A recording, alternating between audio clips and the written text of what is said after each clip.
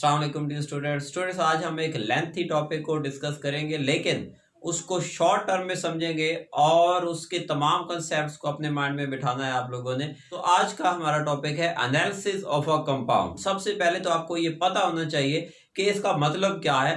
Analysis कहते हैं तज्जिया को, गौर व फिक्र को। तो एक कंपाउंड पर गौर व फिक्र करना है आज आपने। इसका तरीकाकार क्या होगा, कैसे आप मुशाहिदा करते हैं किसी चीज का।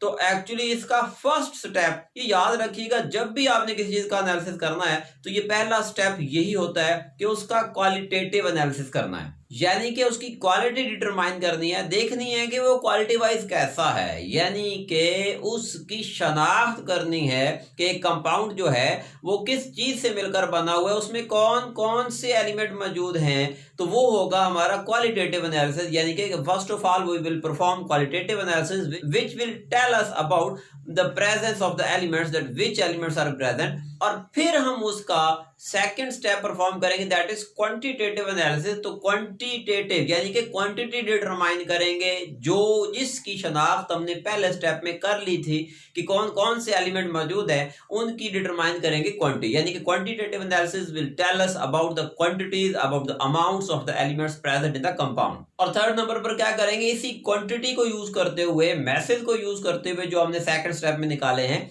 हम निकालेंगे percentage of the elements. Elements कितने परसेंट उसमें मौजूद है, यानी कि पहले हमने मैथ तो निकाला।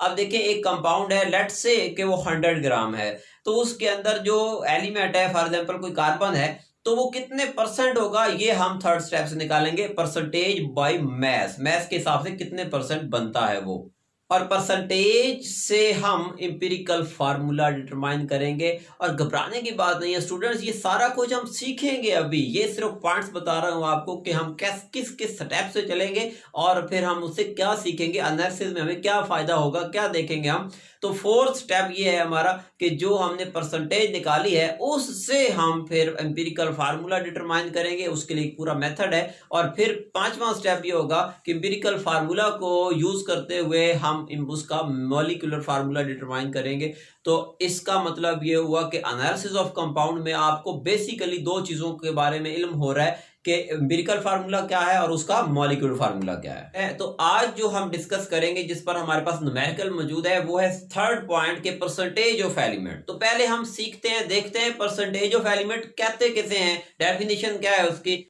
It is the number of gram of an element present in the 100 gram of compound, यानी कि वो ये कह रहा है कि अगर 100 ग्राम कंपाउंड है हमारे पास, तो उसके अंदर कितने ग्राम वो हमारे पास एलिमेंट होगा जिसकी परसेंटेज हम निकालना चाह रहे हैं आउट ऑफ 100 परसेंटेज। तो परसेंटेज कैसे निकालते हैं, इसके लिए हमारे पास दो मेथड हैं। एक ये है कि गिवन डाटा दिया होगा, मैसेज दिए होंगे एलिमेंट्स के, उनसे हमने परसेंटेज निकालनी है। और दूसरा हमारे पास होगा थ्योरेटिकल मेथड के थ्योरेटिकल वैल्यूज इस्तेमाल करते हुए हमने परसेंटेज निकालनी है। तो गिवन डाटा के लिए हम ये फार्मूला इस्तेमाल करेंगे कि percentage of the element in a compound is equal to given mass of the element divided by given mass of the compound, यानी कि जो भी आपसे न्यूमेरिकल में दिया हुआ मास होगा एलिमेंट का या कंपाउंड का, वो यूज करते हुए मल्टीप्लाई बाय 100।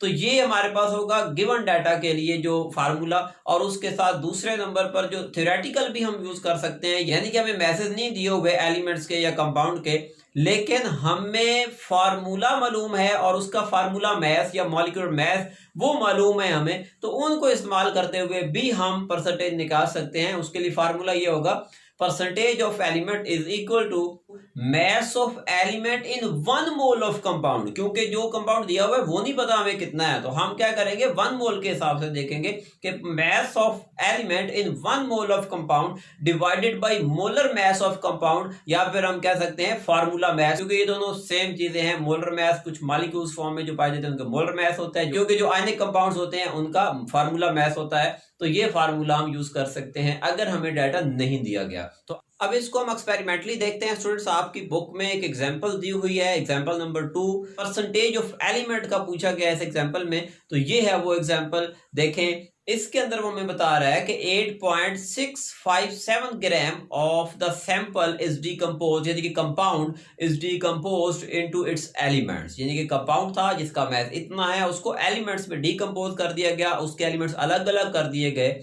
एंड गेव, और उसने ये एलिमेंट दिए क्या और कितने मिकदार में दिए, 5.217 gram of carbon, 0.962 gram of hydrogen, 2.478 gram of oxygen. और पूछा क्या गया है इसके अंदर कि calculate the percentage of each element in the given compound, कि ये जो कंपाउंड था जिसका मैथ इतना 8 पॉइंट समथिंग, इसके अंदर ये जो एलिमेंट्स मौजूद हैं इनके मैसेज दिए हुए हैं, लेकिन बताएं ये कि इनकी परसेंटेज क्या बनती है इस मैथ के हिसाब से। तो देखें फिर इसको कैसे हल करना है। तो ये हमारे पास सबसे पहले हमने उसका डाटा लिखना है कि मैथ ऑफ कंपाउंड क्या है, परसेंटेज ऑफ कार्बन कितना है, percentage of hydrogen and percentage of oxygen. ये गिवन डाटा था जो हमने लिखा है। सबसे पहले यही काम करना होता है हमने एक न्यूमेरिकल के अंदर। अब देखें मैंने अभी आपको बताया कि परसेंटेज दो तरीकों से निकालते हैं। एक ये है कि हमें मैथ मालूम होगा, गिवन डाटा हमारे पास होगा, वो फार्मूला था, और एक था हमारे पास कि फार्मूला मैथ की मदद से निकालेंगे। लेकिन चूंकि यहाँ पर आपको डाटा गिवन है, मैसेज गिवन है, तो ये वाला फार्मूला लगाएंगे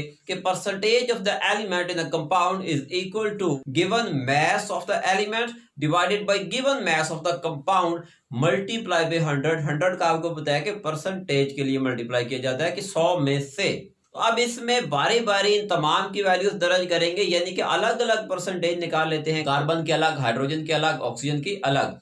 तो पहले कार्बन की देख लेते हैं। Percentage of carbon is equal to mass of carbon divided by given mass of compound multiply by 100। तो मास ऑफ कार्बन कितना दिया हुआ है यहाँ पर 5.217, वो यहाँ पर पुट कर देना है हमने। और मास ऑफ कंपाउंड क्या है 8.657, तो वो भी यहाँ पर हमने दर्ज कर दिया मल्टीप्लाई बाय 100। तो इसको हमने डिवाइड किया, 100 से मल्टीप्लाई किया, हमारे पास आंसर आता है 60.26%, यानी कि 100% अगर हमारे पास कंपाउंड है, 100 ग्राम कंपाउंड है, तो उसमें 60.26% जो है वो कार्बन मौजूद है। बिल्कुल इसी मेथड से हाइड्रोजन की भी निकालेंगे। Percentage of hydrogen is equal to mass of hydrogen divided by given mass of compound multiply by 100। तो अब देखिए मास ऑफ हाइड्रोजन क्या है 0.962 ग्राम। तो इसको हमने पुट किया उस इक्वेशन में, और सोल्व करने के बाद आंसर क्या आया 11.11%, यानी कि इतने फीसद उस कंपाउंड में ये वाला एलिमेंट मौजूद है। इसी मेथड से ऑक्सीजन की परसेंटेज निकाल सकते हैं, जितने भी एलिमेंट है निकाल सकते हैं। तो percentage of oxygen is equal to mass of oxygen divide by given mass of compound multiply by 100।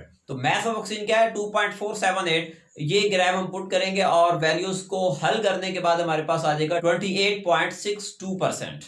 I hope आपने सीख लिया न्यूमेरिकल कैसे हल करते हैं और इसके क्या कंसेप्ट है। हम आने वाली हर वीडियो में जो भी उसके मुतलका न्यूमेरिकल होगा वो हम उसके साथ ही डिस्कस करेंगे, ताकि उस टॉपिक की भी हमें कंसेप्ट क्लियर हो जाए। Thank you very much. Allah Hafiz.